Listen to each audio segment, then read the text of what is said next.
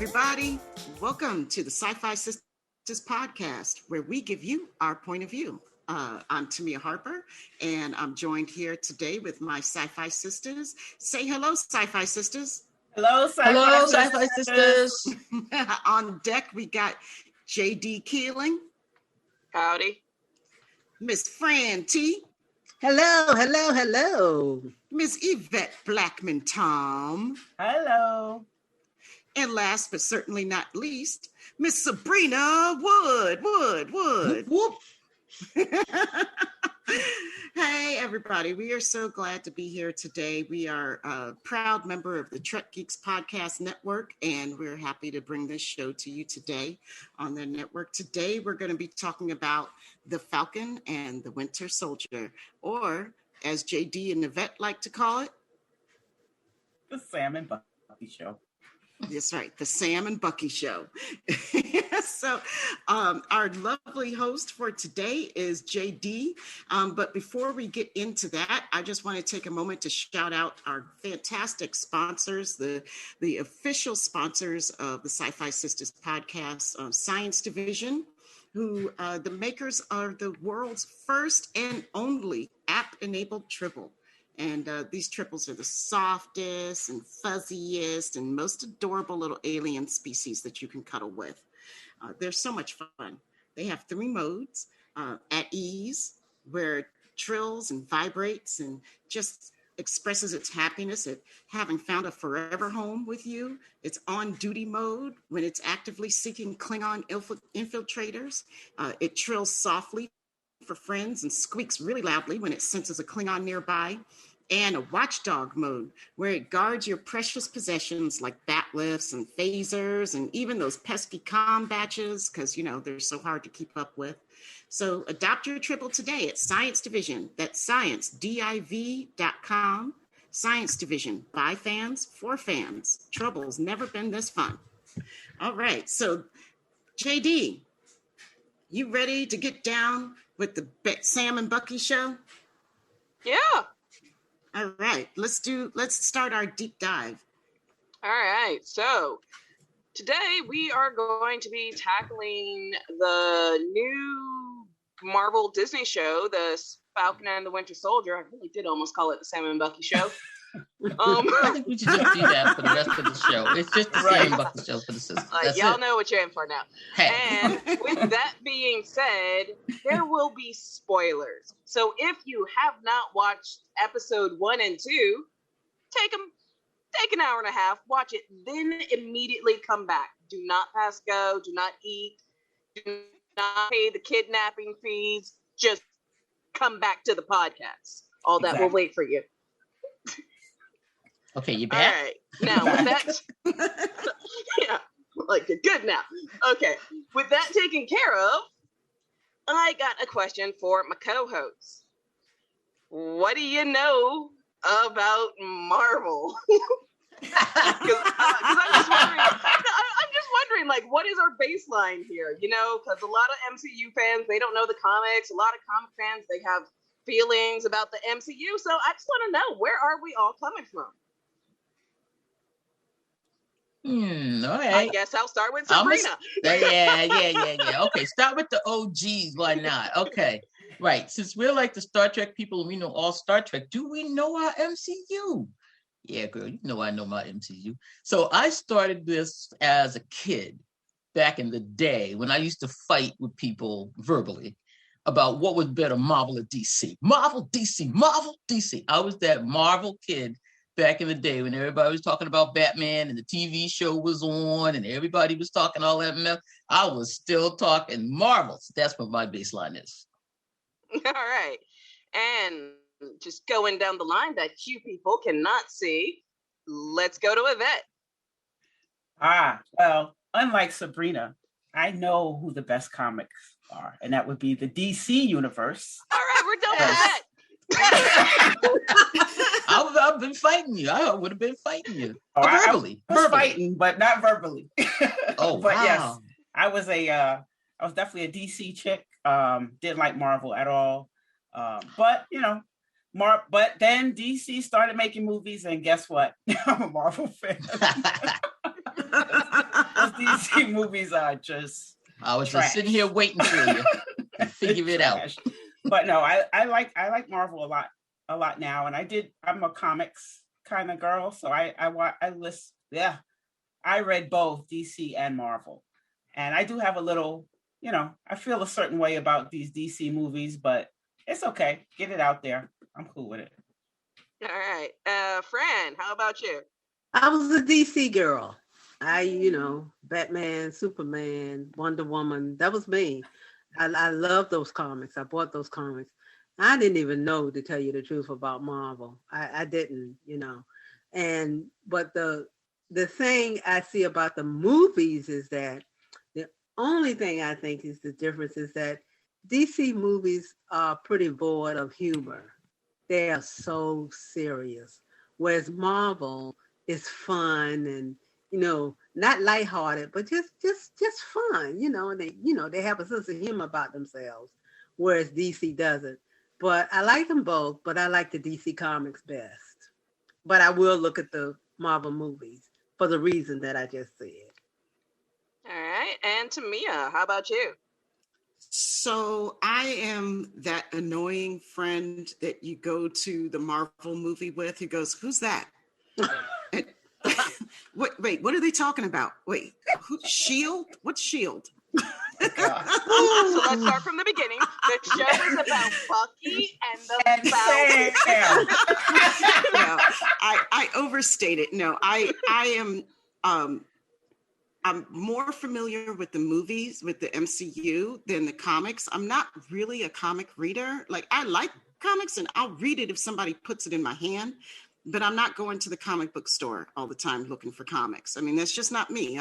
My thing was books, and, so I never felt badly towards comics. It just wasn't where I gravitated. So once the movies started coming out, though, I was all into the movies. I loved them. But I always have to be reminded of who these people are in this universe, because like my deep universe immersion is designated for Trek most of the time, and now The Expanse is in there, and then the rest of that is books.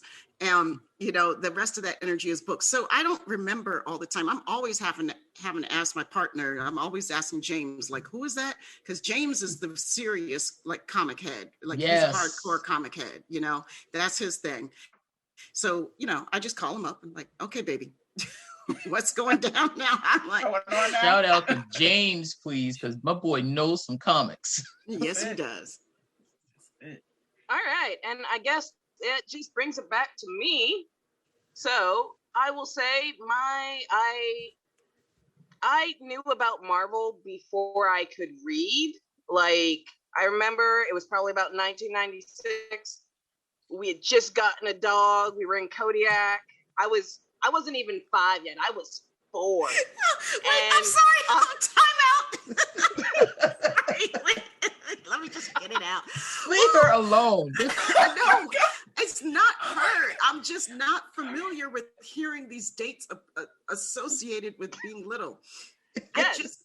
As my child. I just had to get it out of my system. I'm sorry, JD. I meant no disrespect, and I certainly didn't. Sorry, JD. I didn't mean that. I'm so back sorry. to my magical story of 1996. Please continue with no further interruption from your sister over here. Yeah, but like I said, I was probably about 4. We had just gotten our first dog. It was a cute little gremlin of a white puppy, and we named him Cable after the comic book character Cable, which infuriates me to this day because I wanted to name him Wolverine.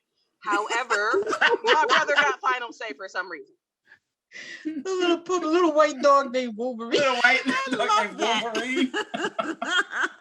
That would have been good. Yeah.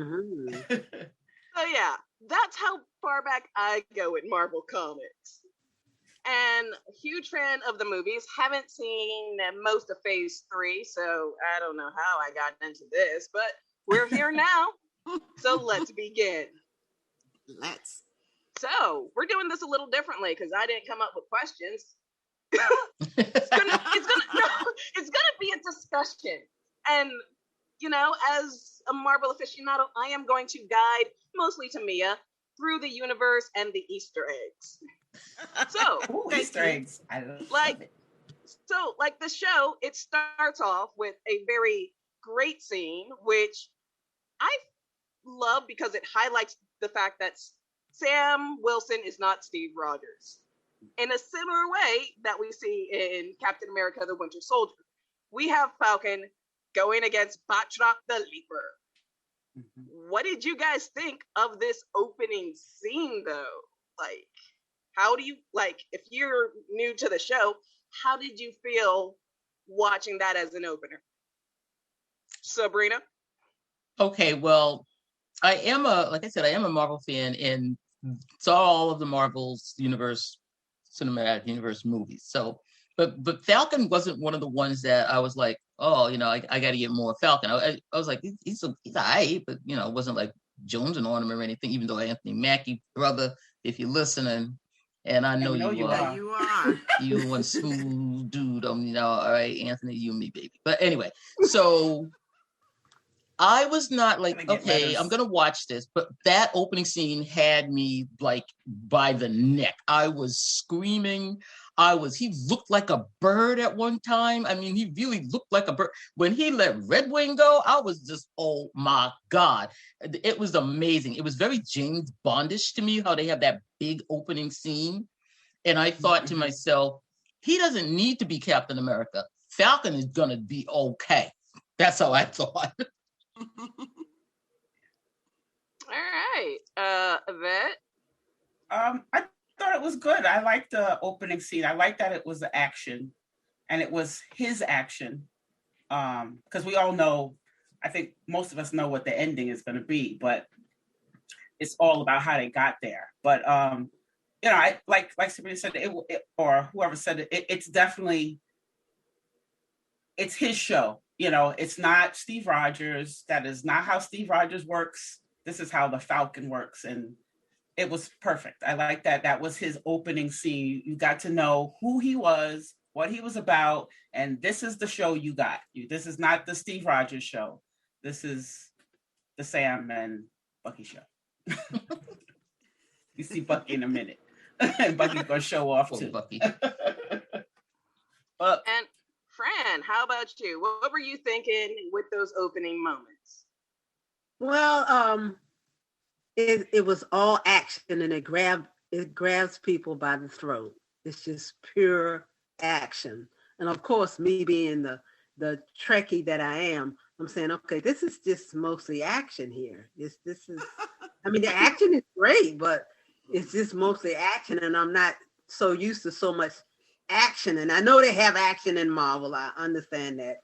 And I just, oh, this is really something. And that little red wing thing. And I'm like, oh my God, this is, but you also saw, as I said, the humor. I saw the humor in it too. I'm like, okay, funny action then, it's like, this is pretty cool, but it grabs you by the throat and doesn't let you go. So action, which was a good thing in this case, I think. Mm-hmm. Can't have Captain America without some action. Mm-hmm. That's right. Tamia? I loved that opening scene. I went into this I knew I wasn't going to know what was going to be a deep cut and what was going to be referring back to any previous Marvel history. I just went into it looking for a good show, right? And that opening scene was, it was so cinematic, right? That's the type of stuff you see in movies. You don't see that on the small screen. And I loved every moment of that whole opening. I love the characters, the introduction to the characters. I loved the sheer physicality and acrobats, and I thought it was beautiful to watch him fly. Mm-hmm. It was actually beautiful. Even though it was so hard hitting, it was just dope. And it made me think it didn't make me think of a James Bond opening, but it made me think of a Mission Impossible scene. Yeah. Mm-hmm. I was like, oh, okay, Marvel's doing Mission Impossible right now, which is dope. Okay, which Mission Impossible? The original or the movie? No, the Oh, the movies. The The movies, movies. the Sorry. movies. Oh, Movies. okay. I'm not done. Movies. I'm not a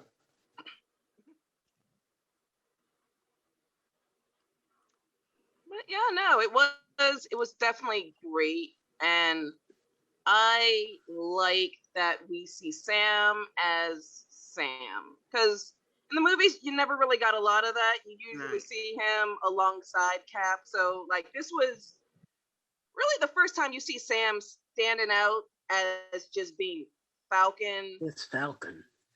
And and everything that he could do.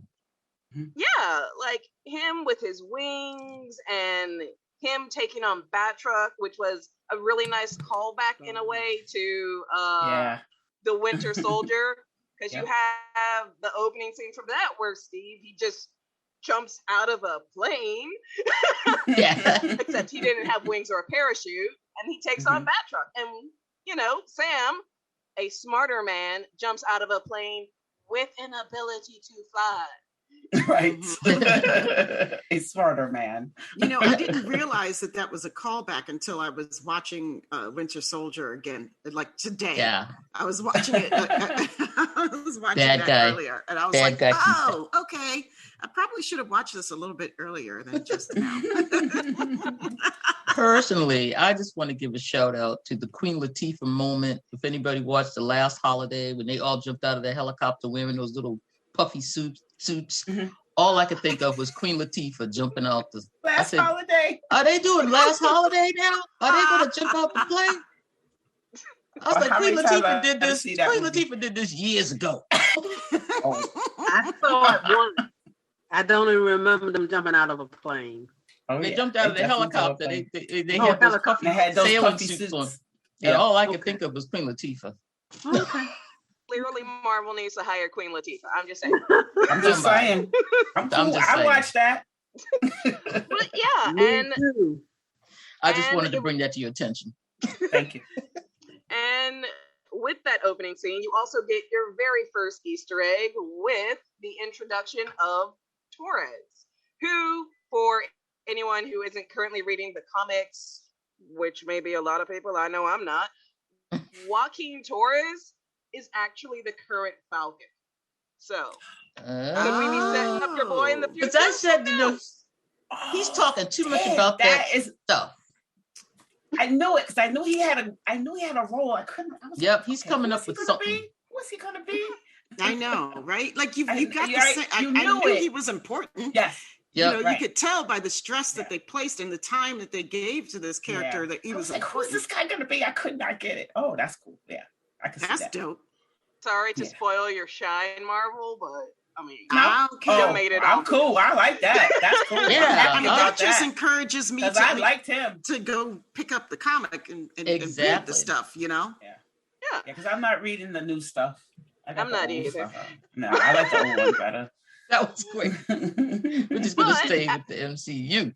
Right. But after our amazing intro, we have Sam. He got to cut and run because he has to go to the Smithsonian. And Oh, that was a scene that really made me angry. Not for the whole Sam giving away the shield, but because I work for a company that is currently doing work at the Smithsonian, so all I could hear was billing. But what did you guys think? just that billing. You know what stood out for me in that one? So the guy there, the secretary of, I think it was the secretary of defense, was there with Rhodey, and when Sam came in with the shield, the secretary of defense told Sam, "You're doing the right thing. You're doing the right thing." Yes. And then the next time you see him, We're not getting there yet. But yeah, sorry, that I'm was just pretty saying that's messed the up. only thing I thought about when I saw that. It just kept. I was like, this, Yes. this, yeah. Yeah. I was angry from that point on. Yeah. I will say, watching that scene this morning to come up with my amazing show notes, I was sitting there thinking like, wow, tell me you have a conservative government without telling me you have a conservative government. Ma'am. Yes, ma'am. And It that just scene hit it. was I was it. like, okay. My sister is a Marvel head. I mean, she knows, she's looked at all the movies and she's looking at them over again.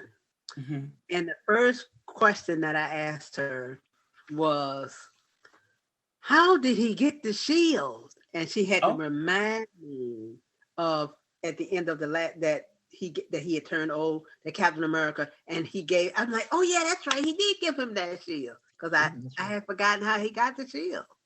Key. And I was like, well, why is he giving the shield away? I was a little concerned about the shield being given to the government, basically, because the Smithsonian is run by the government. Yep.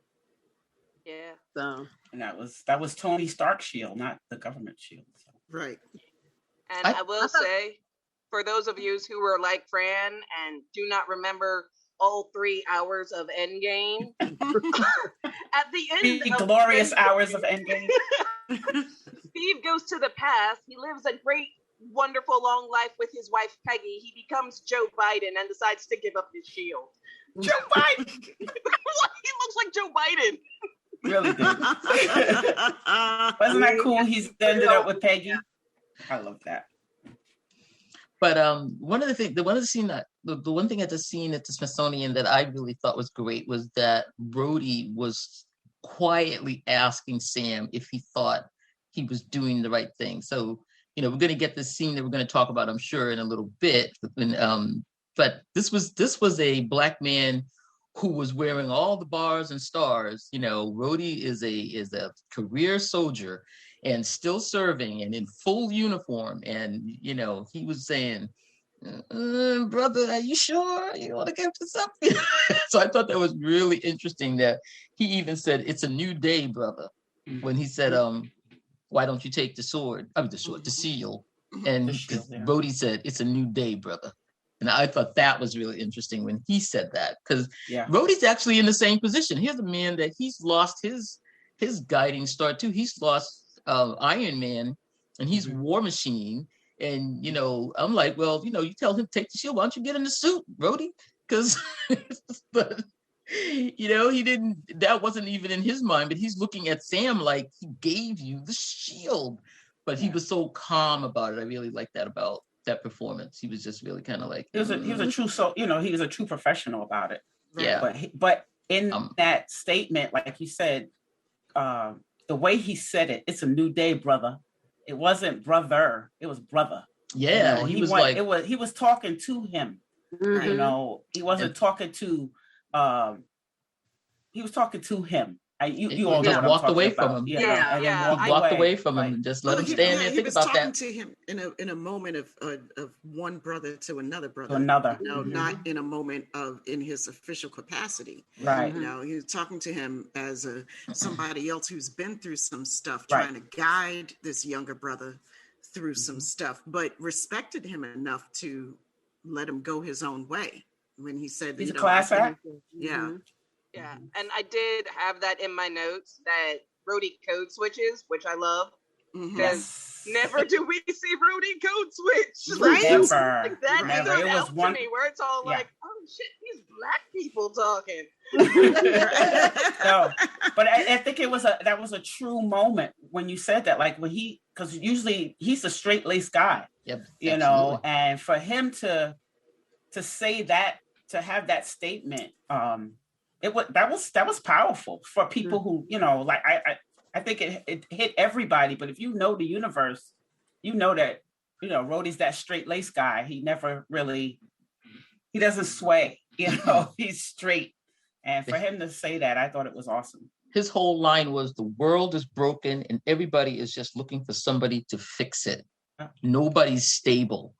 Ooh, right. I was like, Rhodey's saying the stuff is messed up, okay? And I thought that was a great line, too. I'm glad you brought that one up, because I remember when I first heard that, I was like, wow, this is really written for today. It just spoke deeply to the wishes in my heart, right? And what we just went through in this last election cycle, and what we feel like now, is still feel collectively very lost and Broken. It's been a rough year. It's been a really hard year. It's been a rough 4 years. Yeah. Mm-hmm. The election year capped off the horror that this, so it was broken. We were broken for a while. Totally broke. Yeah. So we need a new hero. So this is great writing from the outset, Oh my gosh, yes. From Jump Street. There was not a wasted bit of dialogue in this small frame of time, and we learned so much about these characters in a small space of time. I was really impressed with that. I know I'm not going to go forward. I know we're just on the opening scenes.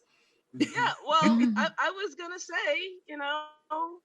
I was going to let y'all talk because my next thing was all like, after we get from the Smithsonian, Sam goes, he goes home to Louisiana, which also just brought back various war flashbacks to me. But this was a very traumatizing opening moment, okay?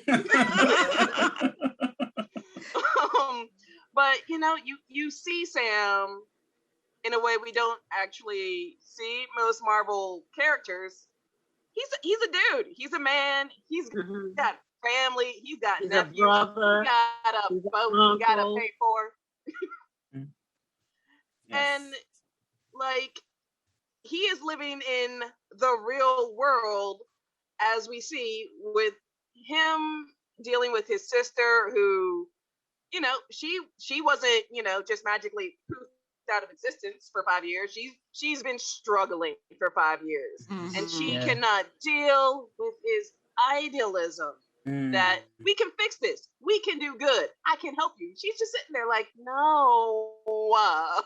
Right.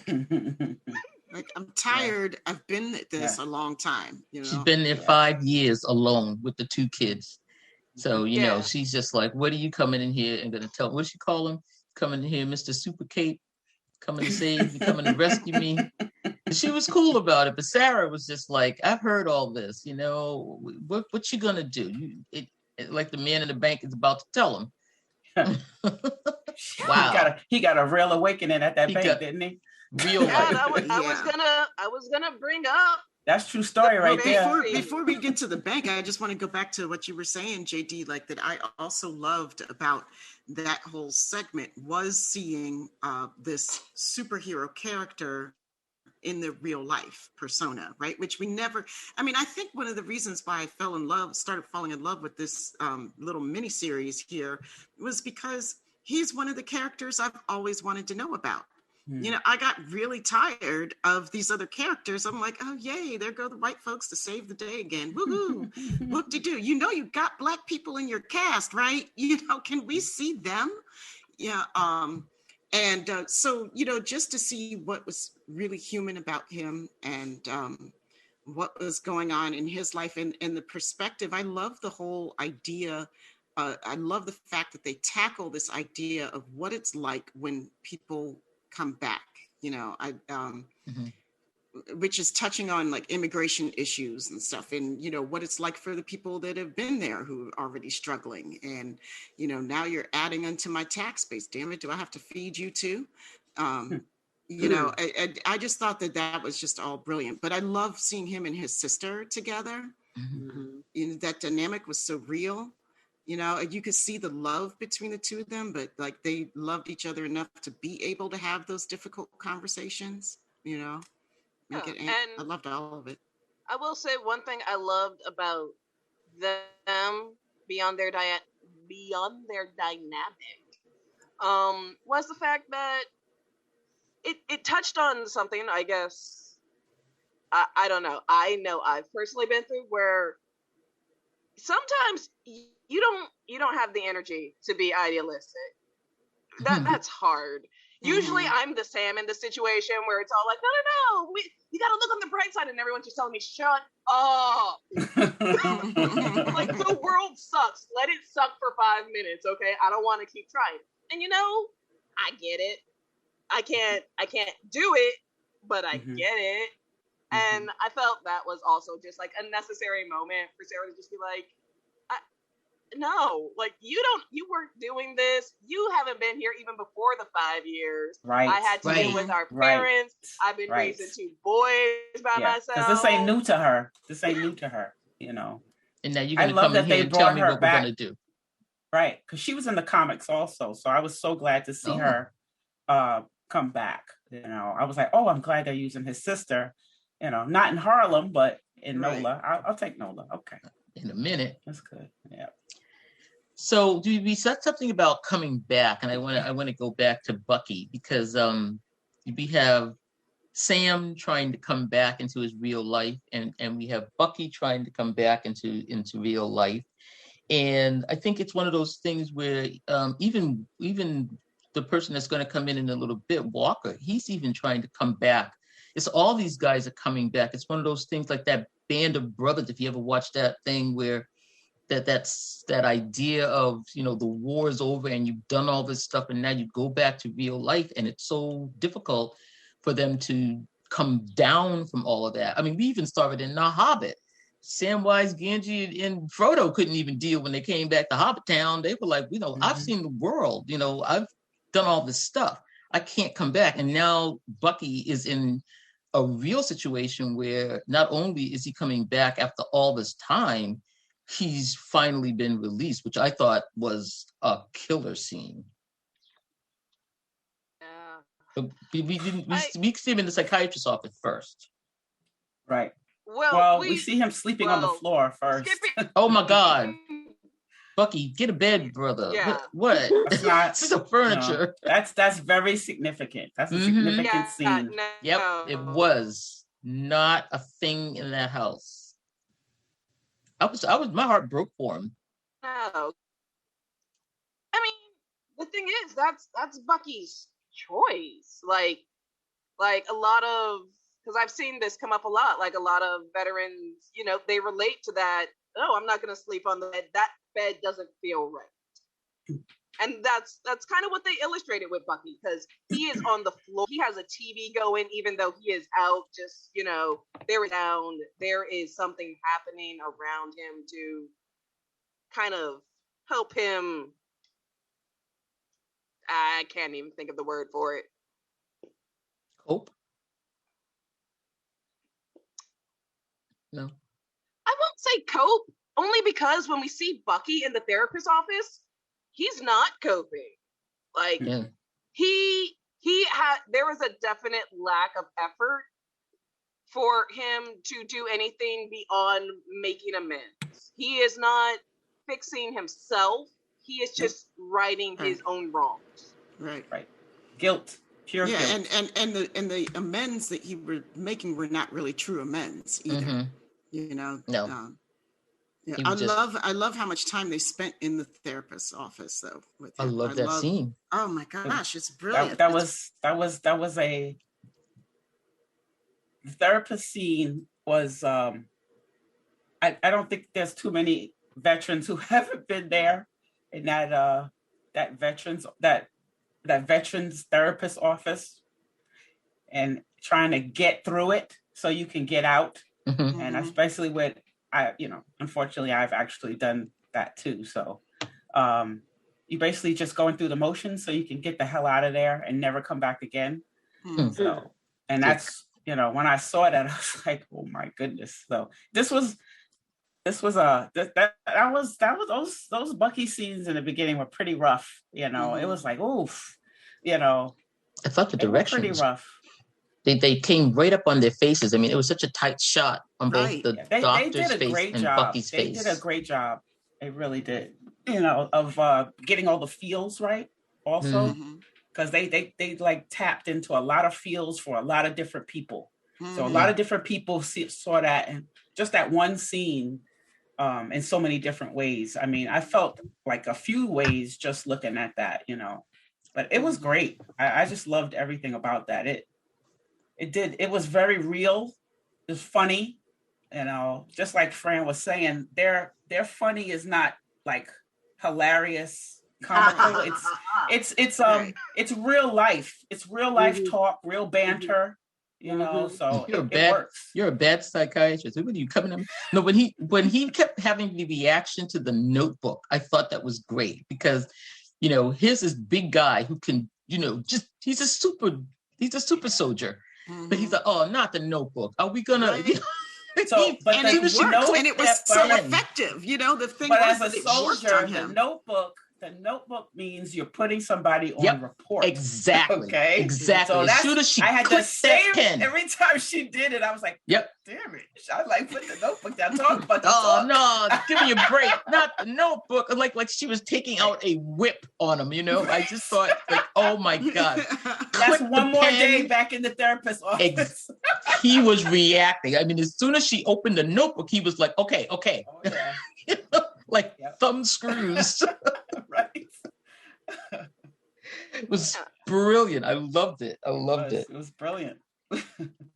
And I gotta say, like, one thing just to note about Bucky and his status as not just the Winter Soldier, but even back as Bucky, like, one thing to remember about him is from 1944 to 2014, this man has been at war. Yeah. Like, there was never respite for him. So like, that is 70 years. He said 90. Just trauma. He said, I've been fighting for 90 years. I just want rest. Because he started at 16. 17 he started. I mean, well, I think they made him a little older in the movies, but it's basically from 1944 to the end of Endgame with a brief period where he didn't even know who he was. Like, that was his only moment of peace, which is not knowing anything about himself. Oh, I told you, my heart. His little stint in Wakanda, as Sam put up there. Oh my God. Well, you all stealthy now. I know, right? You the White Panther? Nah, it's the White Wolf, baby. Like the best. I know it. It's like, who? What? Who? What? And another great thing about Bucky, which we see, is during his date, like with oh God, I can't remember the old man's name, Izzy. but Mr. Nagas, the Asian guy. Yes, Izzy, Izzy. What Izzy? He can be happy. He can be fun. It's very relaxed. But trying to fit in with that waitress on that date, just being a normal person. That looked like it was the hardest thing he ever did. That was so funny. That was. When he brought the flowers and she said, "Oh, how quaint!" or something. She said, right? No, she says the most adorable thing. Yeah, she was like, adorable. Yeah, how old-fashioned flowers. That's so weird. You know, he was just like, "Oh, brother, we don't do flowers. Better bring me some damn flowers." He looked so awkward. It made it really difficult for me to watch that scene, but you know, because he did such a great job with it, you know. But I mean, yes, because he was so inept and awkward. He hadn't done this in a while. He hadn't danced since 1943. I was like, ooh, please tell me dance ain't what I think it means. It was just like, oh my God, this poor guy. Oh. I was like, oh, he's so sad. Yeah. And then, because I feel like we skipped over one of everyone's most important scenes, the bank, where we learned the Avengers are just interns. I was going to bring Thank you. I was like, what is this, Star Trek? We don't have money in this society? No money? Nobody's getting paid? What? They're just interning for Stark Industries. It's fine. And that's exactly what they were doing. They were living at his house. Sam, next time you jump out of a plane, Stark compound. you need to clock in before you jump out. He was putting clothes on their back. Wow. But he had been gone for 5 years, so he didn't have any income for the 5 years. But before that, like he didn't even have a little nest egg, nothing. What'd you say, Fran? Oh, I just, I thought I'm like, did we just miss the bank scene? What happened with the bank scene? They had they had no money, no collateral, no nothing, and he thought he was going to go in there. Well, I didn't want to mention it, all that, right. I didn't want to bring it up, but yeah, I'm the Falcon. And it meant squat.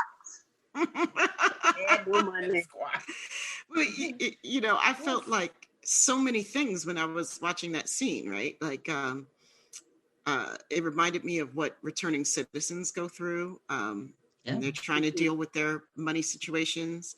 It reminded me of, not reminded me, but did tell the story of Black folks who have been well established for years and can't get a loan. Well established, doing well, trying to upgrade the business, and can't get a loan. Can't get it. You're not a safe prospect for us to get paid back, really? Right, because the SBA requirements have changed with all these people just popping up and showing up. I was just like, so the government just changed the requirements now that people really need the money. That was interesting. Which was like we just lived through 4 years of that. Mm-hmm. You wake up the next day and guess what? These loan requirements have changed. These tax requirements and regulations have changed. You're not getting as much money on your benefits if you're on your EBT card anymore. If you were getting 75, went down to maybe 20, 25. They just changed the rules. They just changed the rules. So that bank scene was poignant, to say the least. And I thought it was really important for Sam's character, because it was the slap in the face back to reality that he really needed. Because Sis was just sitting there watching the whole thing, like, I told you. She's like, I told you. Are you trying to help us or indict us? Thank you, sis. I was like, ooh, snaps. Okay. If you want to take a selfie, get the hell out of here. And I will say, Sam, he came in like, no offense, gentlemen, like a typical dude, where it's just all like, no, I got this. I'm sure you haven't tried this, so I got this. Right, and she just sitting there like this. All right, you do you, boo. Okay, go ahead. got it. I'll be right here. Right. I'll be right here. When you fall, I got you. No, you go ahead. I got you. She knew what was gonna happen. So, who is the older sibling? Is Sam older or is Sarah older? Oh, and I don't know. Pick up which one was older. Not that it matters. I thought she might be older. You think she was the older one? That she was older. Okay, I have to look at the little I don't know, pictures. listeners, can you put it in the comments? Yes. I am going to say I believe Sarah is older. The way she whacked him. She made a comment about him leaving. Mm-hmm. And if she was older, she probably would have left first. Like, it would have been bye, you deal with the family. But, she made the comment like, Sam, you joined the military. I was the one helping mom and dad. That's the girl thing. That's the daughters always kind of get stuck with that, even and not in my family's case. Yeah, it might be an older. You're right though. I left and I left my brother there. You're right, JD. I left. Sorry, Lloyd. Anyway, okay, so we're still on episode 1, so we gotta move on to episode 2. Don't you think? Is there anything more to say in 1? Actually, I will say about episode 1, how did you guys feel about that end? Where we got to meet on Good Morning America, Captain America. Oh, I was so mad. Oh, but that from 21. As soon as they said that, I was like, "Say what?" I was so mad when I saw him, and they tell me, "Look, ladies and gentlemen, the new Captain America," and he looked like a wish Captain America. The people you send off for stuff, and it's supposed to look one way, and it looks another. The wish people. Mm-hmm. He looked like a horrified knockoff. Wow. Captain America. Wow. I was so pissed. She said he was the generic one that you got, like the generic cereal, and it didn't have a toy. Instead of Cocoa Puffs, it's like brown stuff. No frills. I was like, you gotta be kidding. Why did they do this? I'm looking at my sister, I'm like, what? And she says, oh yeah, the government did that. Okay. Right. Oh, That's like I was saying, that Secretary of Defense. Yep. He got up there and was like, okay, thank you, Sam. You Took did the the right shield thing. out of the bulletproof glass at the Smithsonian and just handed it to this unshaven, crooked nose, crazy. Which I will say, after Captain America, the Winter Soldier, you would think the Smithsonian would have got better security. I'm just saying. Well, they didn't steal it. Second time they've been checked. Not that they stole it or anything. But. I look at it too like a not so subtle message about giving away your power. I mean, he had that power. But he couldn't embrace it, right? And he gave it away, and then guess what? It was abused. He didn't think he was worthy. We don't know that it was abused yet, right? We're still on episode 1, but it was abused in the sense that, like, the shield went to do unintended things. It was supposed to be put on a shelf, right? His intention was like, okay, we're done with this now, But if finders, keepers, losers, weepers, shorty. He you gave it away. Yeah, I felt abused just looking but then at it. Come back to what Yvette said when the man said, "Oh, you did the right thing, Sam." Like, for him, you did the right thing for that man because he did not want to see. He didn't want to see a black man as Captain America. No, because he sure didn't tell him to keep the shield and put it on. Sure did not. Uniform on. No. Like everybody else. Like that's all Bucky said in episode 1. Why'd you give up the shield, man? Come on. You don't even know what you had. Why are you giving up the shield? It was given. It was given to him freely. It was given to him. It was given to him by Captain America. Mm-hmm. And he said on shield it was. And he deserved it. He didn't even think that he deserved it. He didn't think that he could handle it, or that he deserved it. And there's the tragedy. He did not believe he was worthy. He was worthy. When the only man that could tell you he was worthy told him he was worthy, he still didn't believe. Told him he was worthy. Oh my God. Which is a real thing. I mean, that's real talk right there. That's a true story right there. It's a new day, brother. It's a new day, brother. All right. I guess it's our sign out, so I'm gonna toss it back to Tamia. Well, that was a great discussion. And before we leave, I think one of the reasons why, before we leave this discussion altogether, I just want it noted that, this series, this groundbreaking series that Marvel has decided to do is groundbreaking in other ways too, because all 6 of these episodes of this show are directed by a woman, Carrie Skoglund or Skoglund, I'm not sure if I'm pronouncing her name correctly, but somebody out there will let me know, I'm sure, because we know you're listening. And Malcolm Spellman is a Black man who is the showrunner. So he's the head writer. I know, right? Yay. Mm-hmm. So that's why a lot of this feels so real, because there's somebody from the community writing this, which I think is amazing. And yet another reason why we as SyFy Sistas wanted to cover this particular show.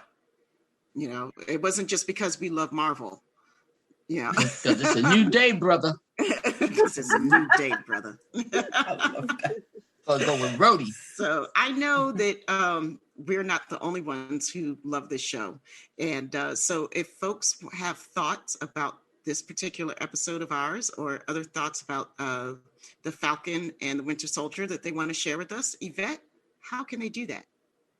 Well, you can find us at SyFySistas.com. That's SyFySistas.com. You can join us on the mothership. That's MUTHASHIP.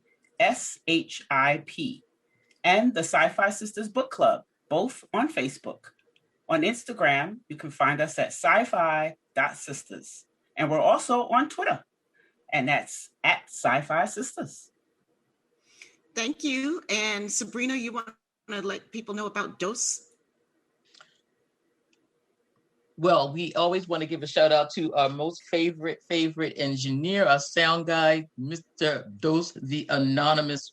And you can find him at, you can get in touch with him on his email, which is Dose the Anonymous 1, the number, at gmail.com. I'm not even going to try to spell it.